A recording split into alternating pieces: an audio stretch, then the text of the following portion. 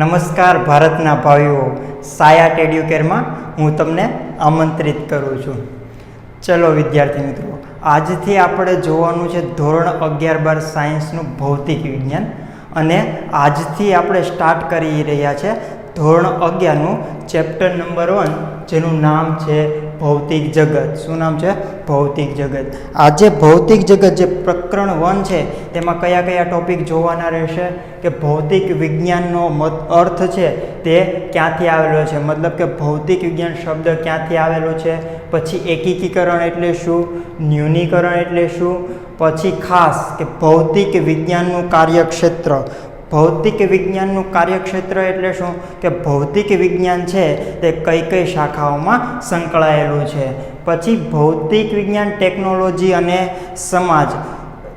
ભૌતિક વિજ્ઞાન અને ટેકનોલોજી વચ્ચે શું સંબંધ છે અને ટેકનોલોજી અને ભૌતિક વિજ્ઞાન વચ્ચે શું સંબંધ છે તેની માહિતી લેવાની છે. પછી ખાસ કરીને કુદરતના મૂળભૂત બળો કે કુદરતમાં કયા કયા મૂળભૂત બળો આવેલા છે તેની ચર્ચા કરવાની છે. તો ચલો સૌથી પહેલાં કે ભૌતિક વિજ્ઞાન શબ્દ છે તે ક્યાંથી આવેલો છે.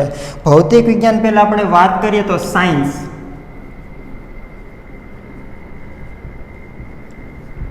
સાયન્સ શબ્દ ક્યાંથી આવેલો છે? સાયન્સ શબ્દ છે તે લેટિન ભાષાના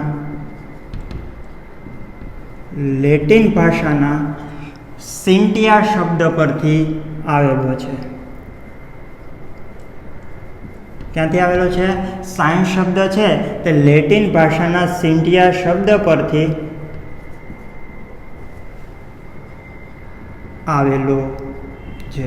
હવે આપણને એમ થાય કે સિન્ટિયા છે તેનો મતલબ શું? તો તેનો મતલબ થાય છે કે જાણવું. સિન્ટિયા શબ્દનો મતલબ થાય છે કે જાણવું. ઓકે, સાયન્સ છે અને અત્યાર સુધી આપણે ધોરણ 1થી 10માં જોઈ ગયા સાયન્સને આપણે ગુજરાતીમાં શું કહેતા હતા? વિજ્ઞાન કહેતા હતા. હવે સવાલ એ થાય તો વિજ્ઞાન છે તે કઈ ભાષાનો શબ્દ છે? વિજ્ઞાન છે તે કઈ ભાષાનો શબ્દ છે? તો સાયન્સ છે તેને સાયન્સને સંસ્કૃતમાં વિજ્ઞાન કહેવામાં આવે છે. અને બીજી એક ભાષા છે અરબી, તેમાં સાયન્સને ઇલ્મ કહેવામાં આવે છે. ઓકે, તો આપણે આ સાયન્સની વાત કરીએ. હવે સાયન્સમાંથી આપણે પર્ટિક્યુલર વાત કરીએ તો ભૌતિક વિજ્ઞાન કે ભૌતિક વિજ્ઞાન શબ્દ છે તેનો મતલબ શું અથવા તો તે ક્યાંથી આવેલો છે? તો ભૌતિક વિજ્ઞાન શબ્દ એ પ્રકૃતિ અર્થ ધરાવતા લેટિન ભાષાના પ્રકૃતિ અર્થ ધરાવતા ગ્રીક ભાષાના શબ્દ પરથી આવ્યો છે. ઓકે, ગ્રીક ભાષામાં એક એવો શબ્દ છે જેનો મતલબ શું થાય છે? પ્રકૃતિ થાય છે. શું થાય છે? પ્રકૃતિ થાય છે. એ શબ્દ આપણને આપેલો નથી, ખાલી કીધું છે કે ગ્રીક ભાષાનો એક એવો શબ્દ છે જેનો અર્થ છે તે પ્રકૃતિ છે અને એના ઉપરથી ભૌતિક વિજ્ઞાન છે તે નામ આપવામાં આવ્યું છે. હવે વાત થાય કે પ્રકૃતિ છે ભૌતિક વિજ્ઞાન, અહીંયા કેમ કીધું કે આપણે વિજ્ઞાન છે તેને સાયન્સ કહીએ છીએ? તો એકચ્યુઅલી ભૌતિક વિજ્ઞાન શબ્દ ક્યાંથી આવેલો છે? તો તે સંસ્કૃત શબ્દના ભૌતિકી પરથી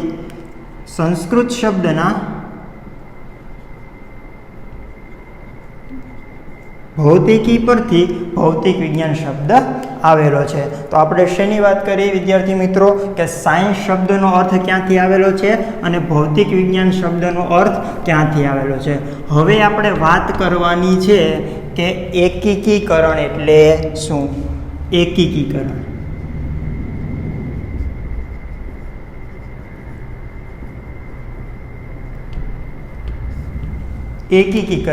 જેવું નામ છે તેવું જ કામ છે. એકીકરણ મતલબ કે એકઠું કરવું, કોઈ પણ વસ્તુને આપણે એકઠું કરવું. તો અહીંયા પણ એવું છે કે જુદી જુદી પરિસ્થિતિઓનો સાર્વત્રિક નિયમ આપવો. એકીકરણ મતલબ શું? જુદી જુદી પરિસ્થિતિઓનો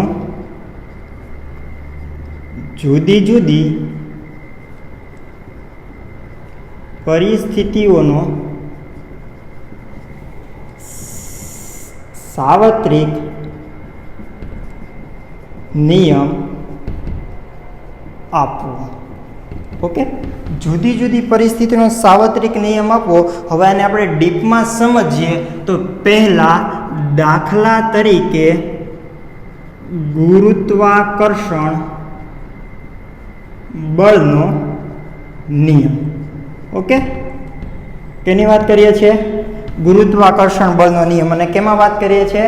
એકીકરણમાં. તો ગુરુત્વાકર્ષણ બળનો વિદ્યાર્થી મિત્રો નિયમ ક્યાં લાગુ પાડી શકીએ? તો આપણને ખબર છે કે તેની શોધ કોણે કરી હતી? ન્યૂટનભાઈએ કરેલી હતી. અને ક્યારે કરેલી હતી?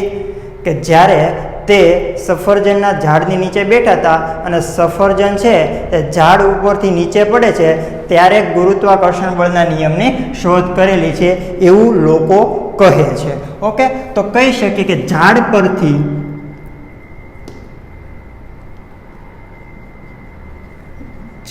પરથી સફરજન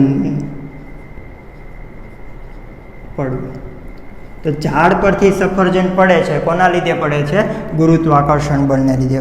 ઓકે, પછી પૃથ્વીની આસપાસ ઉપગ્રહો પરિભ્રમણ કરે છે, તો કોના લીધે પરિભ્રમણ કરે છે? ગુરુત્વાકર્ષણ બળને લીધે. તો લખી શકીએ કે પૃથ્વીની આસપાસ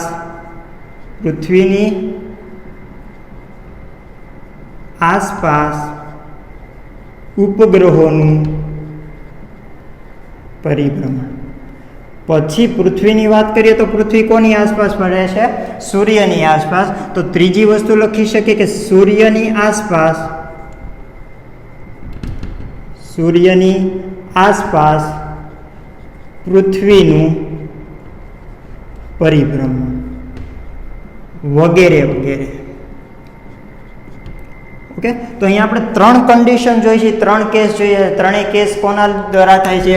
ગુરુત્વાકર્ષણ બળને દ્વારા થાય છે. તો ત્રણેય કેસ માટે આપણે એક નિયમ આપેલો છે. કયો નિયમ આપેલો છે? ત્રણેય કેસ માટે એક જ નિયમ આપેલો છે, મતલબ કે સાર્વત્રિક નિયમ આપ્યો. 3 કન્ડિશન માટે જુદી જુદી પરિસ્થિતિઓ માટે એક આપણે સાર્વત્રિક નિયમ આપેલો છે. તેથી આપણે શું કર્યું કહેવાય? એકીકરણ કર્યું તેમ કહેવાય. ચલો પછી બીજું એક્ઝામ્પલ લઈએ તો ઉર્જા સંરક્ષણનો નિયમ. તો ઉર્જા સંરક્ષણનો નિયમ બધા વિદ્યાર્થી મિત્રોને મારા મત મુજબ ખ્યાલ હશે જ કે ઉર્જા સંરક્ષણનો નિયમ શું કહે છે?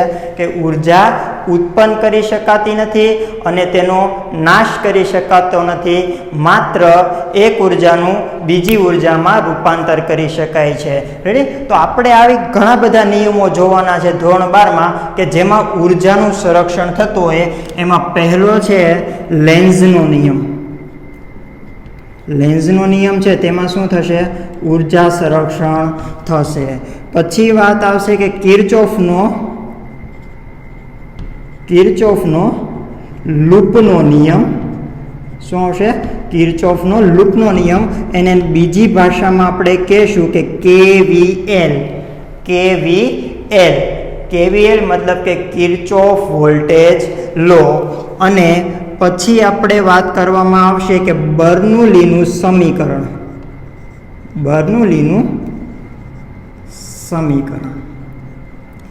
વગેરે વગેરે. ઓકે, તો અહીંયા 3 નિયમો આપેલો છે કે લેન્ઝનો નિયમ, કિર્ચોફનો લૂપનો નિયમ અને બર્નૌલીનું સમીકરણ. તો આ ત્રણેય કન્ડિશન છે. ત્રણેય કન્ડિશનમાં શું થશે? ઉર્જાનું સંરક્ષણ થશે.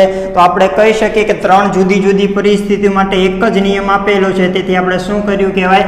એકીકરણ કર્યું છે તેમ કહેવાય. હવે નેક્સ્ટ જોવાનું છે કે ન્યૂનીકરણ. કે ન્યૂનીકરણ એટલે શું? હવે ચલો વિદ્યાર્થી મિત્રો, તમે કોઈક મોટો દાખલો ગણતા હોય તો શું થાય? ઘણીવાર કન્ફ્યુઝન થાય કે આને ગણવો કઈ રીતે.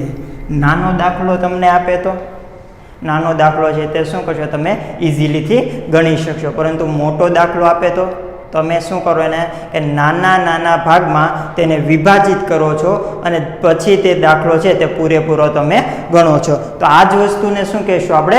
ન્યૂનીકરણ. શું કહેશું?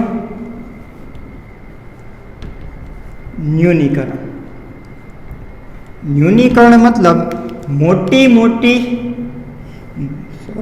ન્યૂનીકરણ મતલબ મોટા મોટા સવાલોને નાના નાના ભાગમાં વિભાજિત કરીને ઉકેલવાની રીત. ઓકે, કે મોટા મોટા સવાલોને નાના નાના ભાગમાં વિભાજિત કરીને ઉકેલવાની રીત. હવે આપણે આનું ઉદાહરણ લઈએ તો ઉદાહરણ તરીકે કંઈક લાકડાનું લટકાવેલું બ્લોક છે, લાકડાનું લટકાવેલું બ્લોક છે, દોરીથી લટકાવેલું છે, અને લાકડાના લટકાવેલા બ્લોક સાથે એક પથ્થર છે તેને અથડાવવામાં આવે છે. એક પથ્થરને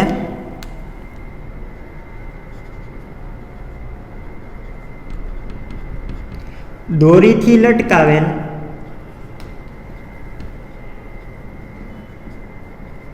લાકડાના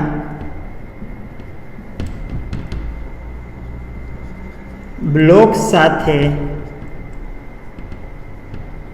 અથડાવતા. હવે શું થશે કે બ્લોક છે તે દોરીથી લટકાવેલો છે અને તેને આપણે પથ્થર દ્વારા અથડાવીએ છીએ તો શું થશે,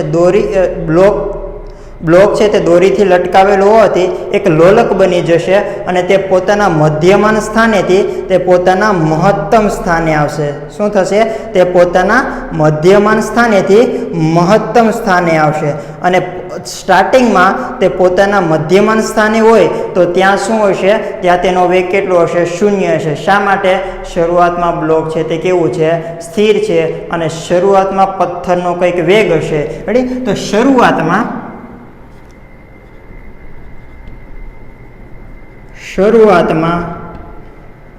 પથ્થરનો કંઈક વેગ હશે. જ્યારે બ્લોક સ્થિર સ્થિતિમાં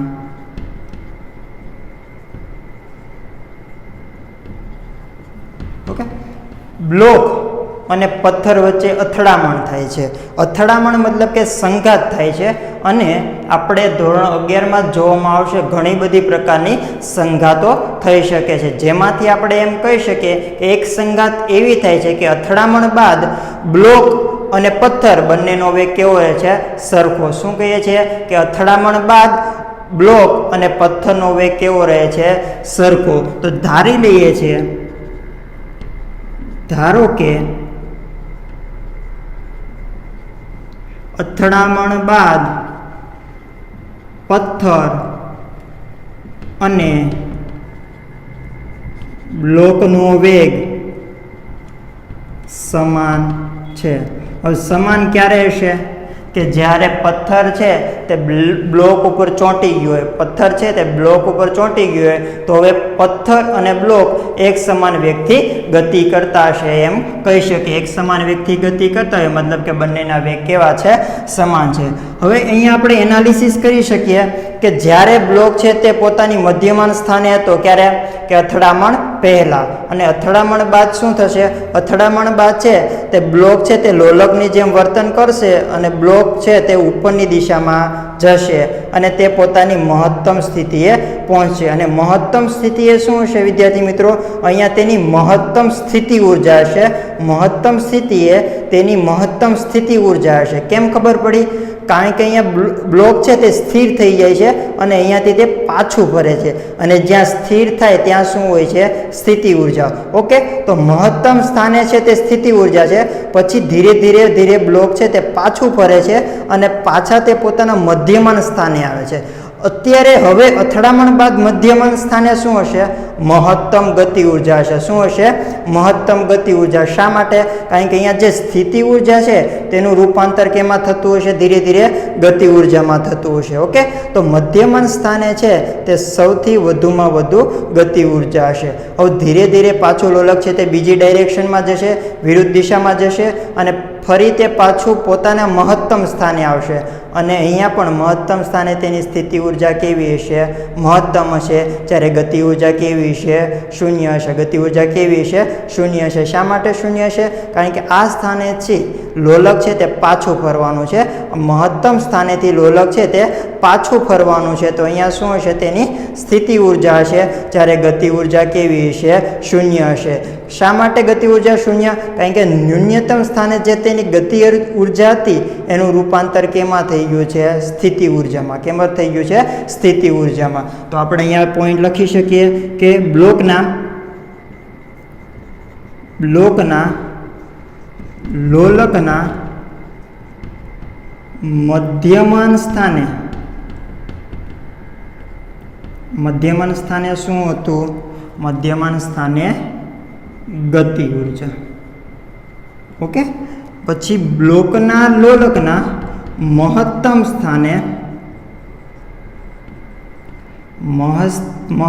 સ્થાને સ્થિતિ ઉર્જા.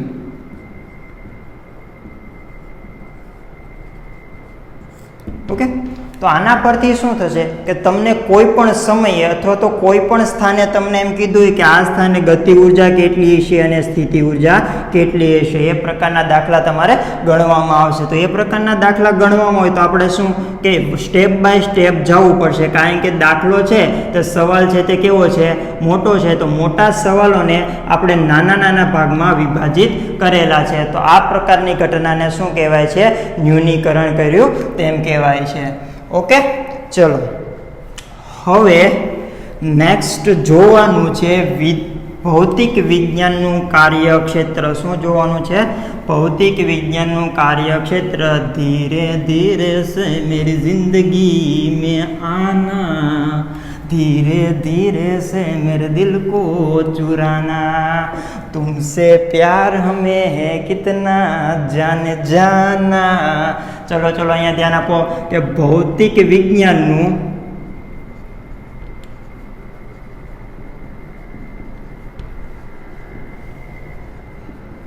કાર્યક્ષેત્ર.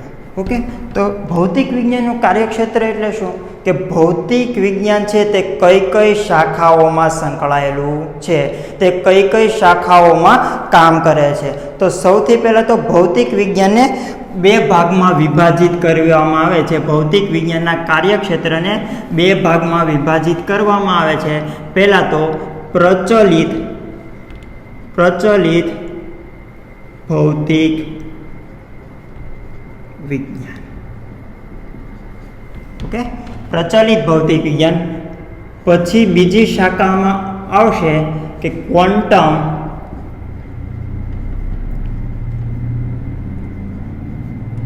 ભૌતિક વિજ્ઞાન. ચલો પહેલો છે પ્રચલિત ભૌતિક વિજ્ઞાન, જેને ઇંગ્લિશમાં કહેવામાં આવે છે ક્લાસિકલ ફિઝિક્સ. અને ક્વોન્ટમ ભૌતિક વિજ્ઞાન છે તો એને ઇંગ્લિશમાં શું કહેશું? Quantum physics. હવે વાત કરીએ કે પ્રચલિત ભૌતિક વિજ્ઞાન છે. પ્રચલિત મતલબ કે ખૂબ જ જૂનું. ક્લાસિકલ આપણે કહીએ છીએ ને કે ક્લાસિકલ ડાન્સ મતલબ કે કથક છે, ભરતનાટ્યમ છે, મતલબ કે ખૂબ જ જૂના જે હોય તેને આપણે શું કહીએ છીએ? ક્લાસિકલ. એવી જ રીતે ક્લાસિકલ ફિઝિક્સ મતલબ કે ખૂબ જ જૂનું, જે સૌથી પહેલાં શોધાયેલું હોય એને આપણે શું કહીશું? Classical physics. અને આ જે ફિઝિક્સ છે તે સ્થૂળ ઘટનાઓનો અભ્યાસ કરે છે. સ્થૂળ ઘટનાઓનો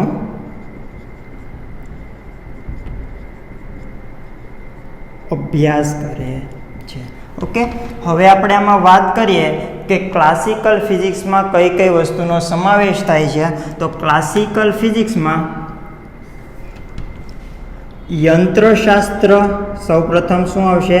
યંત્રશાસ્ત્ર, જેને આપણે ઇંગ્લિશમાં કહેશું મિકેનિક્સ. પછી આવશે ઇલેક્ટ્રોડાયનેમિક્સ.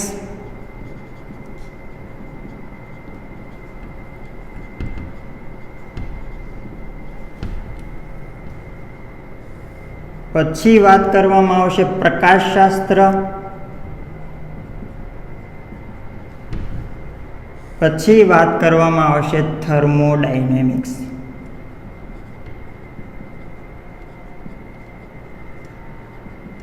ઓકે. સૌપ્રથમ યંત્રશાસ્ત્ર, જેને ઇંગ્લિશમાં મિકેનિક્સ કહેવામાં આવે છે, ઇલેક્ટ્રોડાયનેમિક્સને ઇંગ્લિશમાં ઇલેક્ટ્રોડાયનેમિક્સ જ કહેવામાં આવે છે, પ્રકાશશાસ્ત્રને ઇંગ્લિશમાં ઓપ્ટિક્સ કહેવામાં આવે છે, જ્યારે થર્મોડાયનેમિક્સને ઇંગ્લિશમાં શું કહેવાય છે? થર્મોડાયનેમિક્સ જ કહેવાય છે. તેના ફાયદા છે તે બદલાણા નથી, એના એ જ રહેલા છે. હવે યંત્રશાસ્ત્રમાં કેની વાત કરવામાં આવશે કે ન્યૂટનના ગતિના નિયમો. ન્યૂટનના ગતિના નિયમો જે આપણે જોઈ ગયેલા છે ધોરણ 10માં અથવા તો ધોરણ 9માં, કે ન્યૂટનના ગતિનો પહેલો નિયમ, બીજો નિયમ અને ત્રીજો નિયમ.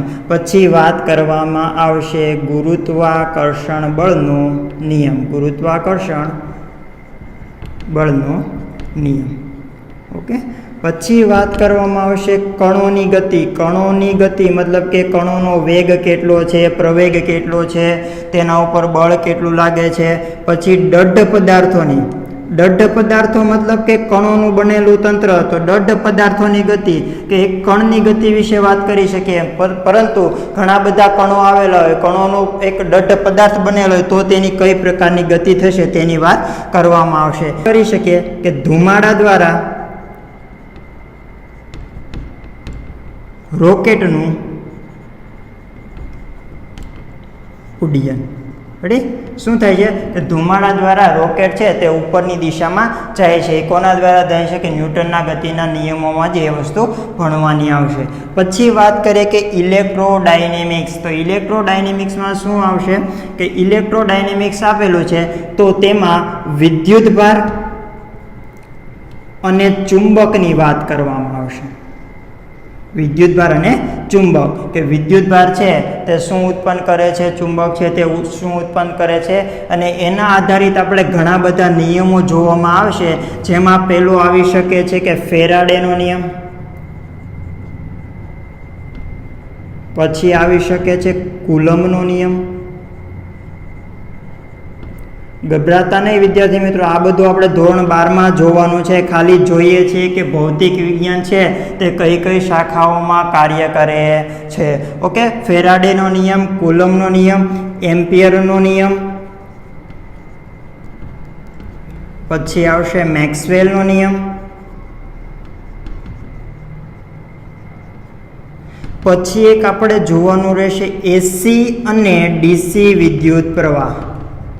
એસી અને ડીસી વિદ્યુત પ્રવાહ, જેને આપણે અલ્ટરનેટિંગ કરંટ અથવા તો ડાયરેક્ટ કરંટ નામ આપશું.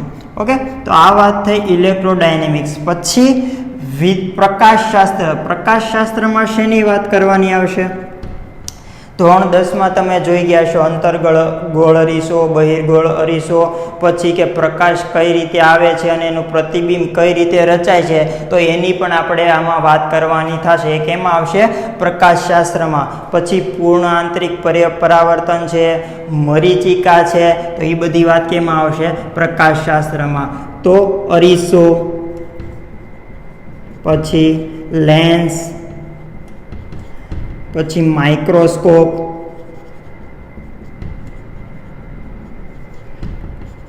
ટેલિસ્કોપ, મેઘધનુષ્ય, મરીચિકા વગેરે વગેરેની વાત કરવામાં આવશે. ઓકે. લાસ્ટ વન છે થર્મોડાયનેમિક્સ. થર્મોડાયનેમિક્સમાં શું વાત કરવામાં આવશે? મિકેનિકલની શાખા આપણે કહેવામાં આવે છે થર્મોડાયનેમિક્સ. તો એમાં વાત કરવામાં આવશે કે ઉષ્મા શું છે, તાપમાન શું છે, પછી ઉષ્મા એન્જિનની વાત કરવામાં આવે છે, પછી ખાસ કરીને થર્મોડાયનેમિક્સના નિયમો.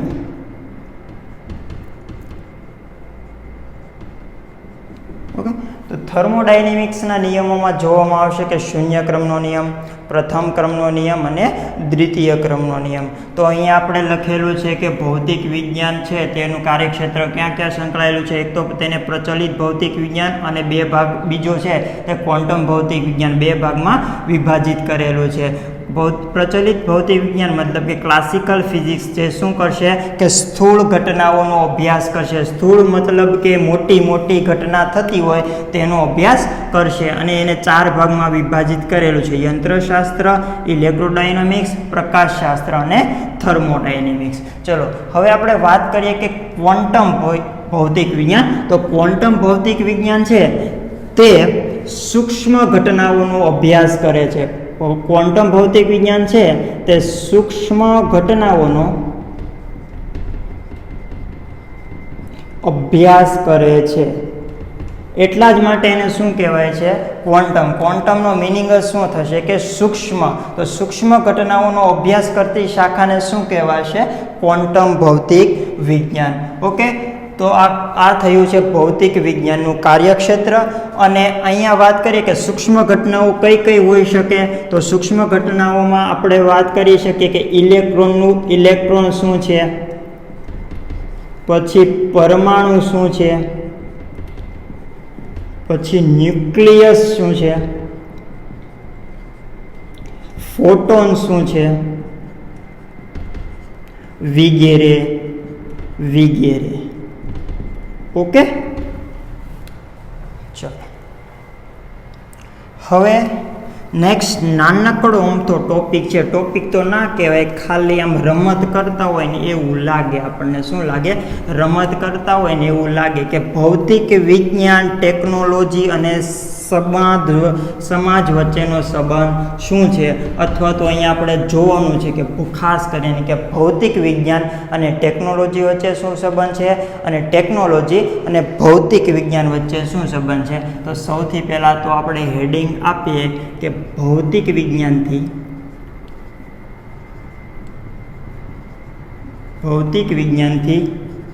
ટેકનોલોજી. અહીંયા પહેલાંની જેવી ચર્ચા કરવાની છે કે પહેલાં મુરઘી આવી કે પછી ઈંડું આવ્યું. પહેલાં મરઘી આવી કે ઈંડું આવ્યું. જો મરઘી આવે તો જ ઈંડું આવે, હે ને?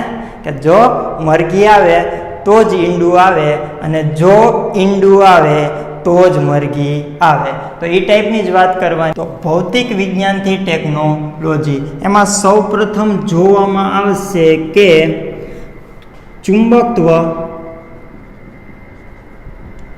અને વિદ્યુત ભારના ગુણધર્મો.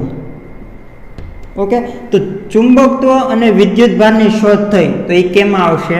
ભૌતિક વિજ્ઞાનમાં. એક નવો ગુણધર્મ આપણને જાણવા મળ્યો હતો કે જેમાં વિદ્યુત ભાર હતો અને ચુંબકત્વ, મતલબ કે નવા ગુણધર્મોની આપણે શોધ થઈ હતી. તો એનાથી આપણને શું મળેલું હતું કે વાયરલેસ કોમ્યુનિકેશન. તો આપણે ચર્ચા કેની કરી હતી? ભૌતિક વિજ્ઞાનની વાત કરી હતી. એના પરથી શું મળે છે? ટેકનોલોજી મળે છે. પછી બીજી વસ્તુ સિલિકોન ચિપ. તો અત્યારે બધા કેનો વધારે ઉપયોગ કરે છે? સૌથી વધુ મોબાઈલ ફોન. મોબાઈલ ફોનની શોધ શા માટે થઈ છે? મતલબ કે મોબાઈલ ફોન, સ્માર્ટફોન કઈ રીતે બની ગયા છે? સિલિકોન ચિપથી. કે જેમ બને તે મોબાઈલ ફોન છે તે નાના થતા જાય છે. શા માટે? સિલિકોન ચિપની શોધની મદદથી. ઓકે, તો આનાથી આપણને શું મળે છે? એક તો મોબાઈલ ફોન,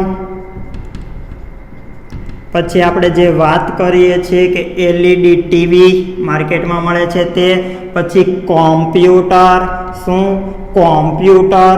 ઓકે, તો અહીંયા જોઈ શકીએ કે સિલિકોન ચિપની શોધ થઈ ભૌતિક વિજ્ઞાનમાંથી. તો એમાંથી આપણને એક નવી ટેકનોલોજી મળી. મોબાઈલ ફોન છે, LED ટીવી છે, કોમ્પ્યુટર છે, વગેરે વગેરે. પછી હવે બીજી વાત કરીએ, ઉલટું વાત કરીએ કે ટેકનોલોજીથી ભૌતિક વિજ્ઞાન. ટેકનોલોજીથી ભૌતિક વિજ્ઞાન. ઉલટી વાત કરવાની છે. ટેકનોલોજીથી ભૌતિક વિજ્ઞાન મતલબ કે અહીંયા શું કરતા હતા કે વૈજ્ઞાનિકો છે તે ઉષ્મા એન્જિન, જે થર્મોડાયનેમિક્સનો પાર્ટ છે, તો ઉષ્મા એન્જિનની એફિશિયન્સી મતલબ કે કાર્યક્ષમતા વધારતા હતા. તો ઉષ્મા એન્જિનની કાર્યક્ષમતા વધારતા હતા ને તો એક નવી શાખાની શોધ થઈ, તેને શું કહેવાય છે? થર્મોડાયનેમિક્સ. શું કહેવાય છે? થર્મોડાયનેમિક્સ. તો ઉષ્મા એન્જિનની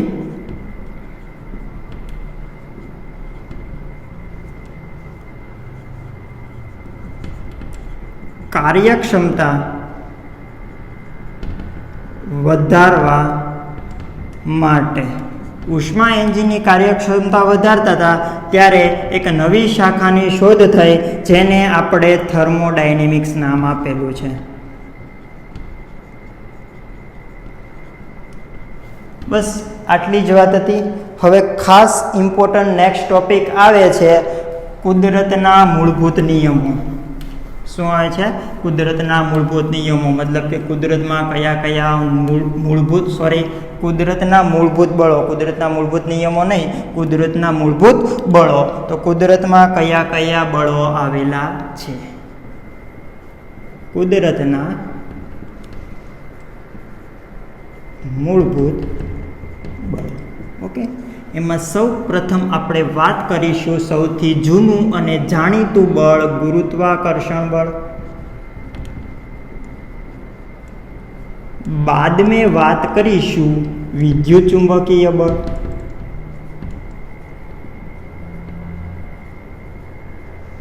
એની બાદ મેં વાત કરીશું પ્રબળ ન્યુક્લિયર બળ.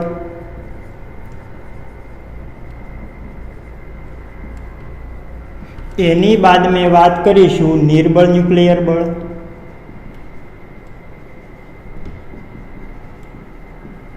ઓકે, અને ગુરુત્વાકર્ષણ બળ વિશે તો આપણને આઈડિયા છે. તેને મેં એક વિદ્યાર્થીને પૂછ્યું કે સૌથી વધુ ગુરુત્વાકર્ષણ બળ ક્યાં લાગે છે અને ક્યારે લાગે છે?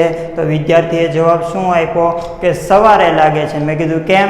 કારણ કે ઉઠવામાં છે તે ઊભું થવાતું નથી. કે સૌથી વધારે ગુરુત્વાકર્ષણ બળ છે તે સવારે લાગે છે અને પથારી પર લાગે છે, પરંતુ હકીકતમાં એવું હોતું નથી. ગુરુત્વાકર્ષણ બળ છે તે વિશ્વના દરેક પદાર્થો પર લાગે છે.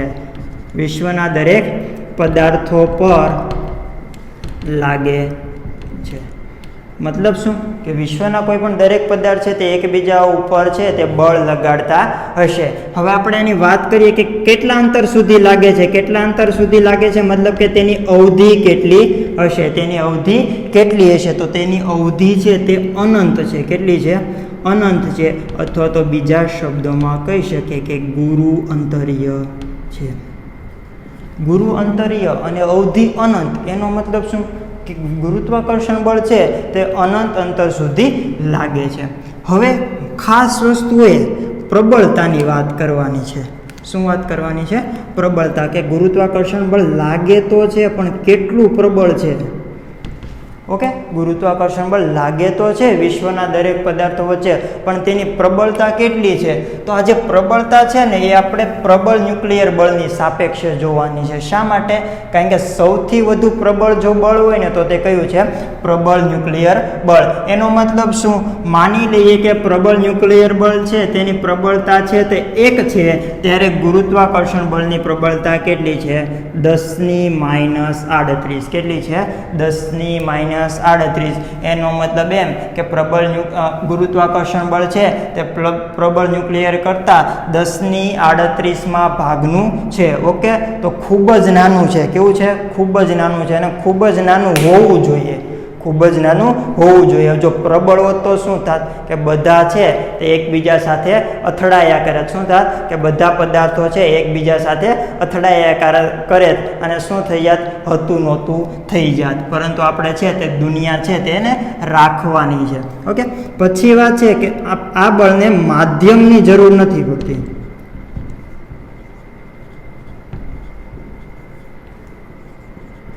મતલબ શું? માનો કે અહીંયા 2 માર્કર આપેલી છે, તો આ માર્કર વચ્ચે પણ ગુરુત્વાકર્ષણ બળ લાગતું હશે અને આ ગુરુત્વાકર્ષણ બળ કેટલું હશે? ખૂબ જ ઓછું હશે. અને આ બંને વચ્ચે જે ગુરુત્વાકર્ષણ બળ લાગે છે તેને માધ્યમની જરૂર પડતી નથી. વચ્ચે માધ્યમ શું આવેલું છે? હવા આવેલી છે. અને ગુરુત્વાકર્ષણની બળની વાત કરીએ કે 2 પદાર્થો છે તો એની વચ્ચે જે બળ લાગે છે કેવું હશે? આકર્ષી હશે કે અપાકર્ષી હશે? તો ગુરુત્વાકર્ષણ બળ છે તે હંમેશા કેવું હોય છે? આકર્ષી હોય છે.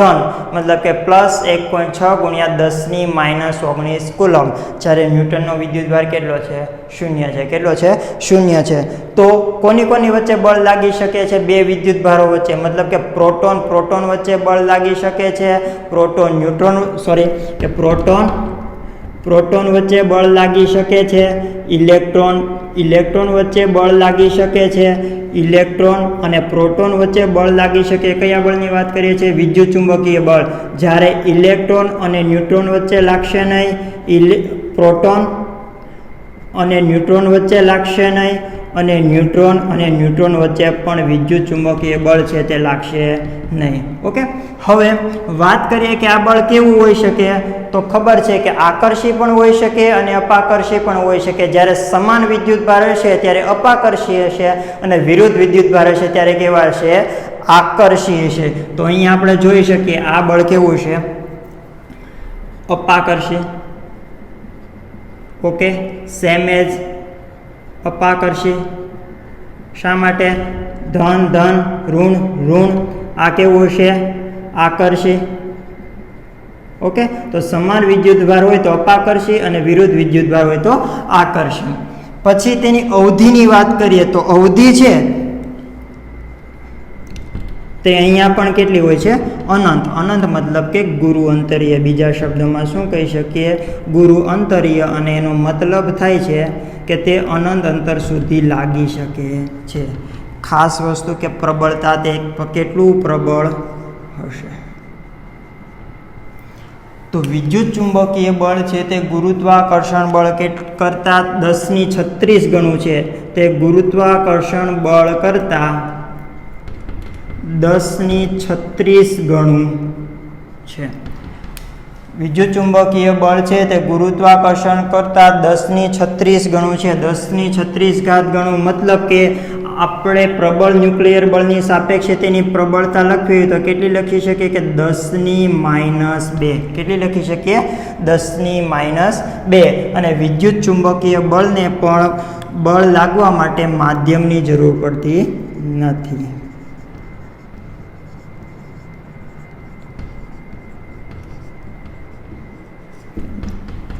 ચાલો, હવે પ્રબળ ન્યુક્લિયર બળ છે તે કોના વચ્ચે લાગશે?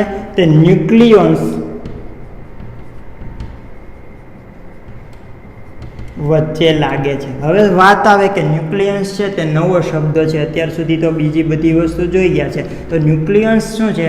કે પ્રોટોન અને ન્યુટ્રોન જે છે તેને એક સાથે શું કહેવાય છે? ન્યુક્લિયોન્સ કહેવાય છે. તો ટૂંકમાં આપણે એમ કહી શકીએ કે પ્રોટોન અને ન્યુટ્રોન વચ્ચે જે બળ લાગે છે તે શું છે? પ્રબળ ન્યુક્લિયર બળ છે. હવે સવાલ એ થાય કે આ બળ શા માટે લાગે છે? શું સવાલ થાય? કે પ્રબળ ન્યુક્લિયર બળ શા માટે લાગે છે? તો ન્યુક્લિયસનું પરિમાણ કેટલું હોય છે વિદ્યાર્થી મિત્રો? 10⁻15 મીટર. કેટલું હોય છે? 10⁻15 મીટર. હવે આપણે એની ફીલ લેવી હોય તો શું કહી શકીએ? કે માની લે કે ઓરડા જેટલો પરમાણુ છે, જે પરમાણુ છે તેનું કદ કેટલું છે? ઓરડા જેટલું. ઓકે, અને આ ઓરડામાં એક સોય લઈએ અને સોયની જે ટોચ હોય છે ને એ શું હોય છે? ન્યુક્લિયસ. શું હોય છે? ન્યુક્લિયસ. કે પરમાણુ છે તે ઓરડા જેટલો છે અને એમાં જે ન્યુક્લિયસ આવેલું છે સોયની ટોચ જેટલું છે. તો ન્યુક્લિયસ છે તેનું પરિમાણ કેટલું હોઈ શકે? કે 10⁻15 મીટર. મતલબ કે કેવું છે? ખૂબ જ ઓછું છે. તો આપણને એમ સવાલ થાય ખૂબ ઓછું શા માટે છે? કારણ કે પ્રબળ ન્યુક્લિયર બળને લીધે. હવે જોઈ શકીએ છીએ કે ન્યુક્લિયસ છે તેમાં શું આવશે? ન્યુક્લિયસમાં શું આવશે કે ન્યુક્લિયસ શેનું બનેલું હોય છે? પ્રોટોન અને ન્યુટ્રોનનું બનેલું હોય છે કે ન્યુક્લિયસની અંદર પ્રોટોન અને ન્યુટ્રોન બંને આવેલા છે. ન્યુટ્રોન છે તો એના દ્વારા તો એક કઈ પ્રકારનું વિદ્યુત ચુંબકીય બળ લાગશે નહીં, પરંતુ ન્યુક્લિયસમાં પ્રોટોન આવેલા છે. જો પ્રોટોન આવેલો હોય તો પ્રોટોન વચ્ચે શું લાગશે? અપાકર્ષી બળ લાગશે. અપાકર્ષી બળ લાગે તો પ્રોટોન છે એકબીજાને અપાકર્ષણ કરે તો ન્યુક્લિયસનું કદ ધીરે ધીરે વધવું જોઈએ. શા માટે વધવું જોઈએ? કારણ કે ન્યુક્લિયસમાં પ્રોટોન આવેલા છે અને પ્રોટોન વચ્ચે અપાકર્ષી બળ લાગે છે. તો પ્રોટોન વચ્ચે અપાકર્ષી બળ લાગતું હોવાથી ન્યુક્લિયસનું કદ ધીરે ધીરે વધવું જોઈએ. પરંતુ હકીકતમાં ન્યુક્લિયસનું કદ કેટલું છે? 10⁻15 મીટર છે. શા માટે? કારણ કે ન્યુક્લિયસ છે તેની અંદર એક બીજું બળ લાગે છે. કયું બળ લાગે છે? પ્રબળ ન્યુક્લિયર બળ લાગે છે. તે કોની વચ્ચે લાગે છે? પ્રોટોન અને ન્યુટ્રોન વચ્ચે લાગે છે. સમજાઈ ગયું શા માટે તે પ્રબળ છે? હવે એની પ્રબળતાની વાત કરીએ તો આપણે પ્રબળતા કેટલી લેતા હતા? પ્રબળ ન્યુક્લિયર બળની સાપેક્ષે પ્રબળતા નક્કી કરતા હતા તો તેની પ્રબળતા કેટલી આવશે? 1 આવશે.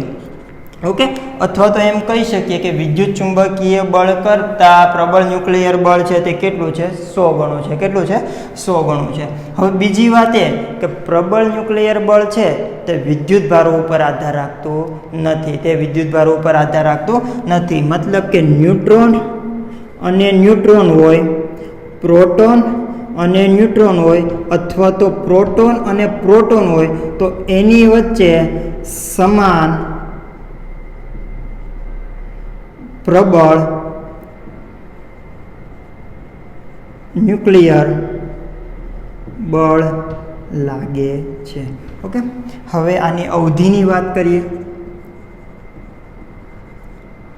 આની અવધિ છે 10⁻15 મીટર. કેટલી છે અવધિ? 10⁻15 મીટર. અને ન્યુક્લિયસનું કદ પણ કેટલું છે? 10⁻15 મીટર છે. તો આ જે બળ છે તે ન્યુક્લિયસની બહાર નહીં લાગે. ન્યુક્લિયસની બહાર લાગશે નહીં, કારણ કે તેનું મિનિમમ અંતર કેટલું? મેક્સિમમ અંતર અવધિ કેટલી છે?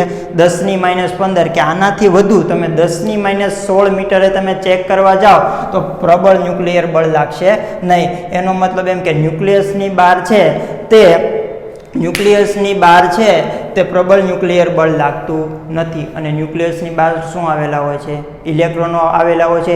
એટલા જ માટે ઇલેક્ટ્રોન ઉપર પ્રબળ ન્યુક્લિયર બળ લાગશે નહીં. માટે ઇલેક્ટ્રોન પર પ્રબળ ન્યુક્લિયર બળ લાગશે નહીં. ઓકે, ચાલો આ વાત થઈ પ્રબળ ન્યુક્લિયર બળ. હવે વાત કરીએ છીએ કે નિર્બળ ન્યુક્લિયર બળ. તો નિર્બળ ન્યુક્લિયર બળ છે તે કોની વચ્ચે લાગે છે? તે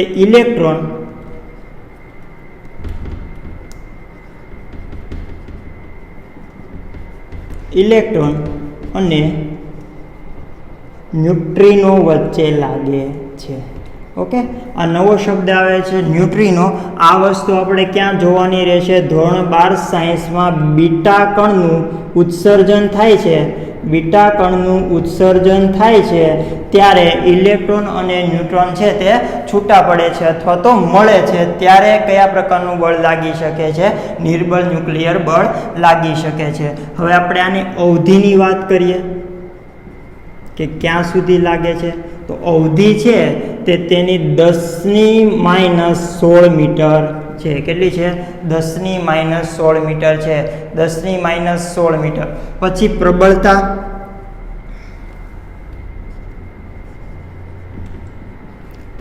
કોની સાપેક્ષે લઈએ છીએ? આપણે પ્રબળ ન્યુક્લિયર બળની સાપેક્ષે લઈએ છીએ. તો આની પ્રબળતા છે તે 10⁻13 છે. કેટલી છે? 10⁻13. કોની પ્રબળતા? નિર્બળ ન્યુક્લિયર બળની. ઓકે, તો પ્રબળતા ઉપરથી આપણે કહી શકીએ કે નિર્બળ ન્યુક્લિયર બળ છે તે ગુરુત્વાકર્ષણ બળ કરતાં કેવું છે? વધારે છે. જ્યારે વિદ્યુત ચુંબકીય બળ અને પ્રબળ ન્યુક્લિયર બળ કરતાં કેવું છે? ઓછું છે. ફરીવાર બોલું છું કે નિર્બળ ન્યુક્લિયર બળ એ ગુરુત્વાકર્ષણ બળ કરતાં વધુ છે, જ્યારે વિદ્યુત ચુંબકીય બળ અને પ્રબળ ન્યુક્લિયર બળ કરતાં કેવું છે? ઓછું છે. ઓકે, નેક્સ્ટ લેક્ચરથી આપણે બીજું ચેપ્ટર સ્ટાર્ટ કરીશું. ત્યાં સુધી ઓલ ધ વેરી બેસ્ટ.